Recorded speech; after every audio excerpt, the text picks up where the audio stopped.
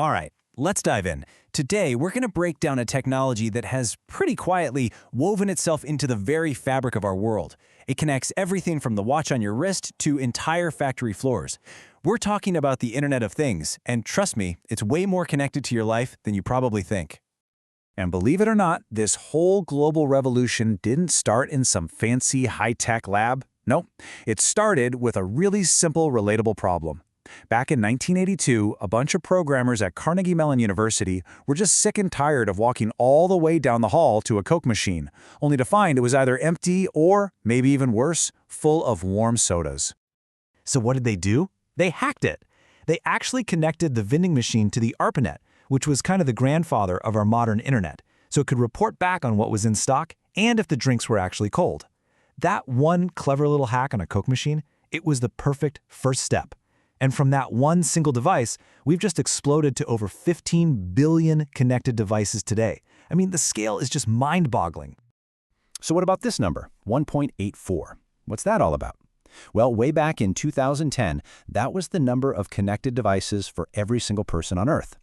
That was the exact moment, the tipping point, when the Internet of Things officially outnumbered us. That's when it went from a niche idea to a global reality. Okay, so we've gone from a smart Coke machine to a world full of smart things. It's time to get to the core question. What exactly is the Internet of Things? At its heart, the IoT is just a huge network of physical objects. We're talking about your fitness tracker, your smart thermostat at home, even something as complex as a jet engine. They're all packed with little sensors and software that let them talk to each other, and to us, over the internet. You know, they're basically the bridge between the physical world we live in and the digital world, giving us the power to see what's happening and control almost anything from anywhere. But how do these everyday objects actually get smart? It sounds super complex, right? But it really boils down to a surprisingly simple recipe. So let's break down the basic steps that turn a normal object into a full-fledged IoT device. It's really just a simple three-step dance: sense, connect, and act. First, devices use their sensors to gather data about what's going on around them. Then, they use networks, Wi-Fi, Bluetooth, to send that data off to be processed. And finally, that data gets turned into a useful action or some kind of insight. You can think of it just like the human body. Sensors are our five senses. The network is our nervous system carrying the message, and the processing part is our brain making a decision. So let's zoom in on that first step for a sec. It all starts with sensors. They're the eyes and ears of the device, collecting info, like, is this room hot or cold? But just sensing isn't enough. You need the muscles to actually do something. That's where actuators come in. Once a decision is made, the actuator is the part that physically turns on the AC or locks a door or opens a valve. One senses the world and the other acts on it. Simple as that. Now, connecting machines to each other isn't a totally new idea. We used to have this thing called M2M, or machine-to-machine. But the crucial difference, what makes IoT a real game-changer, is the focus. M2M was all about one device talking to another for one specific job, like a utility meter sending a reading. IoT, on the other hand, is about connecting everything to the cloud. The focus isn't the device anymore, it's the data. It's about creating these huge insights and brand new services. It's a massive shift from just doing one task to creating a whole universe of possibilities. So we get what it is, we get how it works, but where is it? Well, the short answer is pretty much everywhere. Let's take a look at how the IoT is already changing our world, from the comfort of our own homes all the way to the heart of our biggest industries. Okay, the most familiar place for most of us is going to be the smart home. This is where IoT gets personal. This is where it's all about making our daily lives more convenient, more secure, and more efficient. I mean, think about it. You've got smart thermostats like a Nest that literally learn your schedule to save you money on your energy bill without you lifting a finger.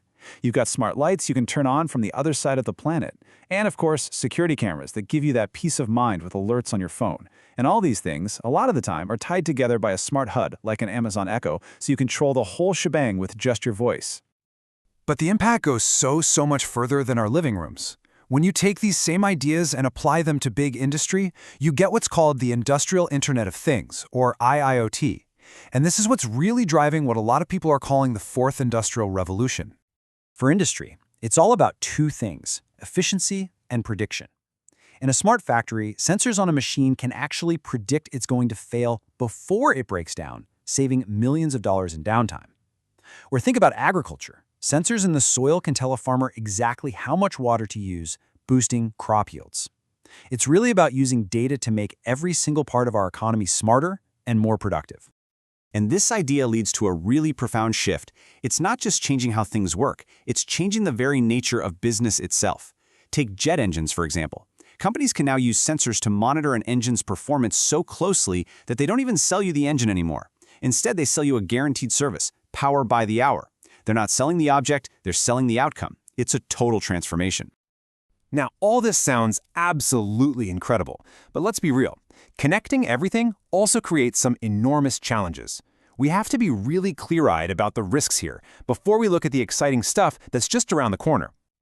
Let me be as direct as I can be. The single biggest, most pervasive, most difficult challenge in the entire IoT world is security. Period. Every single one of those billions of connected devices is a potential doorway for an attacker to walk right through. And securing these things is uniquely tough. So many of them are sold with just laughably simple default passwords, admin and password, that people just never change. That's exactly how the infamous Mirai botnet was built. It hijacked thousands of insecure cameras and printers. On top of that, a lot of these devices are just never updated, which leaves them vulnerable forever. But despite all these challenges, the momentum is just unstoppable. The global IoT market is already worth $1 trillion. And as this data from GSMA Intelligence shows, it's projected to double to $2 trillion by 2030. The economic incentive to connect our world is just too massive to ignore. So where's this all going? Well, the next giant leap is smashing together artificial intelligence and the Internet of Things to create what people are calling AIoT. We're moving from devices that are just connected to devices that are truly cognitive. They can think. And this future is going to be powered by a few key technologies. You've got AIoT, which will let devices learn and make decisions all on their own. Super fast 5G is going to enable real-time communication for things like self-driving cars. We're going to use digital twins, basically perfect virtual copies of real systems, to test and optimize everything before it's even built. And edge computing is going to move a lot of the data processing from the cloud right onto the devices themselves, making them way faster and more private. Which brings us right to our final thought. The Internet of Things, it's not some sci-fi concept anymore. It's the actual architecture of our modern world. It offers incredible promise for a more efficient, convenient, and insightful future. But as we continue to connect every single object in our lives, the huge question we're all left with is this. As our entire world becomes a network, who gets to write the rules?